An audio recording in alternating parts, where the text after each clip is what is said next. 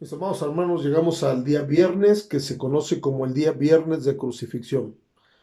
Quiero resaltar algunas enseñanzas que podemos aprender en este día, donde llegó el día crucial para la salvación de la humanidad.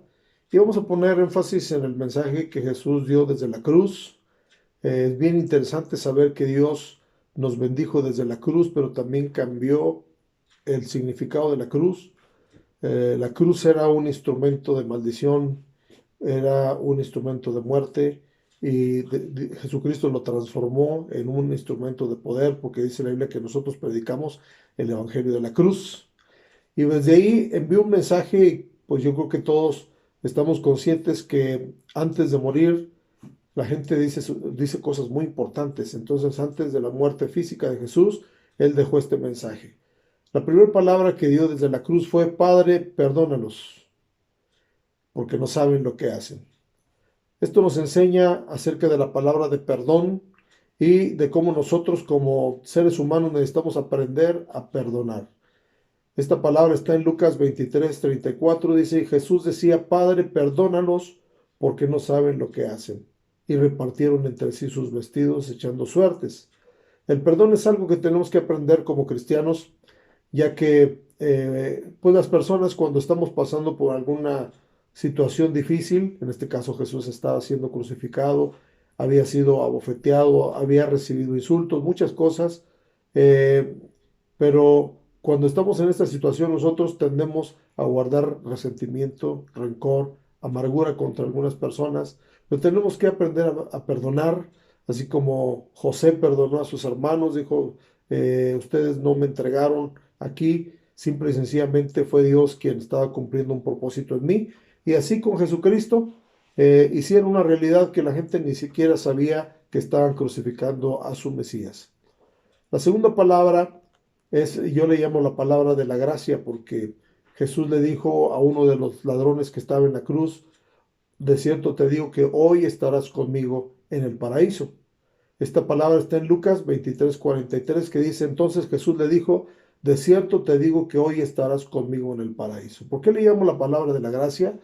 Porque este ladrón no tuvo que hacer ninguna obra humana para poder recibir el perdón de pecados y estar con la promesa de estar en el paraíso con Jesús. Seguramente los fariseos que estaban ahí le dijeron: ¿cómo si este no ayunó, no oró, no fue al templo? ¿Por qué es salvo, como muchos dicen? Pero aquí vemos que la gracia basta para la salvación del ser humano. Y basta aceptar la ayuda de Dios, clamarle a Él como lo clamó este ladrón al decirle: acuérdate de mí cuando vengas en tu reino.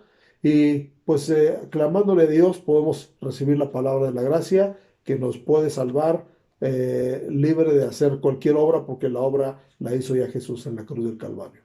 La tercera palabra yo la llamo la palabra de la responsabilidad, ya que Jesús encargó a su madre, a su discípulo amado, y le dijo: mujer, he ahí tu hijo, y al discípulo amado le dijo: he ahí tu madre.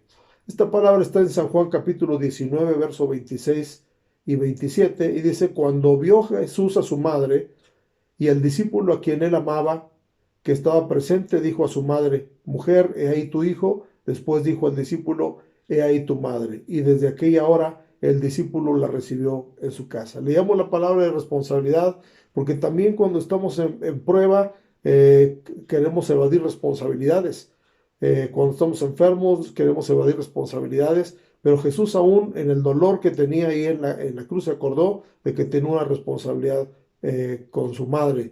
Y bueno, la Biblia nos habla de la bendición de honrar al padre y a la madre y de recompensarlos, ¿verdad? Aun cuando estemos en situaciones difíciles. Si usted tiene familia, tiene padres, tiene hijos, cumplamos con nuestra responsabilidad, porque Jesús fue responsable en todas las áreas. La cuarta palabra es una palabra polémica para la teología y dice: Dios mío, ¿por qué me has desamparado?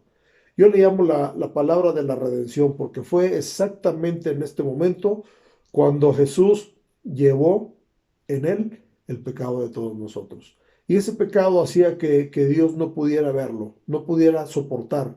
Eh, y bueno, esta palabra está en San Mateo capítulo 27, verso 46, que dice: Cerca de la hora novena, Jesús clamó a gran voz diciendo, Elí, Elí, lama sabactani.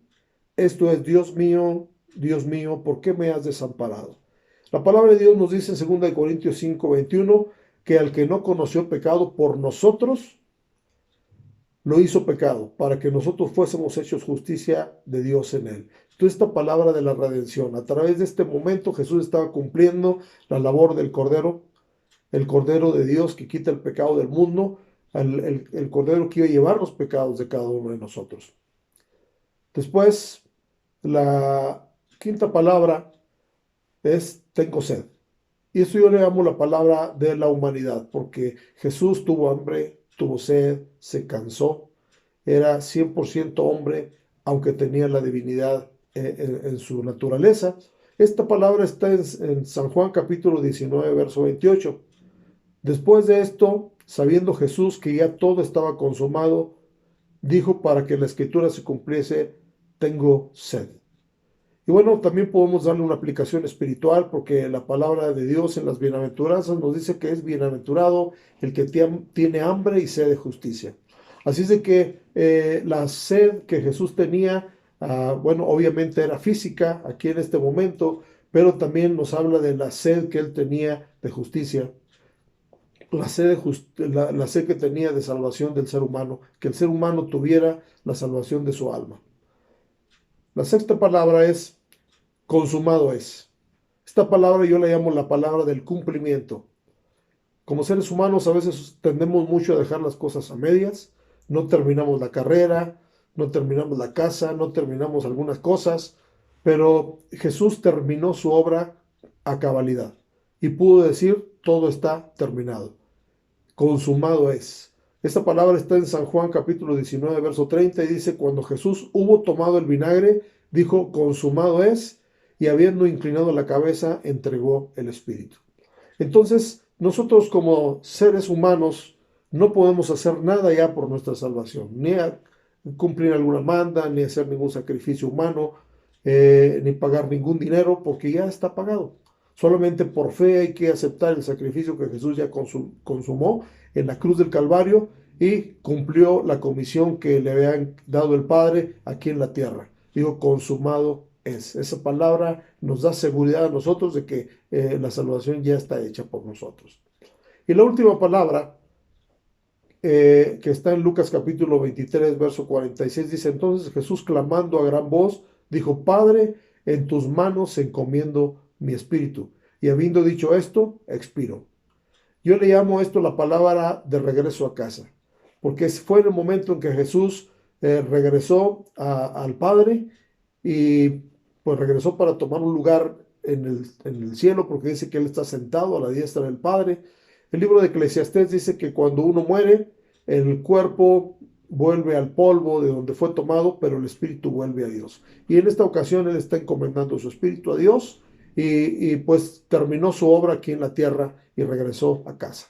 Así es de que, bueno, este mensaje desde la cruz tiene muchas enseñanzas para nosotros. Ojalá que las podamos poner por práctica y agradezcamos a Dios, tengamos un corazón agradecido por este sacrificio que Jesús hizo en la cruz del Calvario, muriendo por nuestros pecados, por nuestras transgresiones, tomando nuestro lugar. Así que es muy importante este día en la vida de todo cristiano. Que Dios les bendiga y pues piense en este día en honrar a Jesucristo, ¿verdad? Meditando, orando y dándole gracias por la salvación de nuestras almas. Dios les bendiga.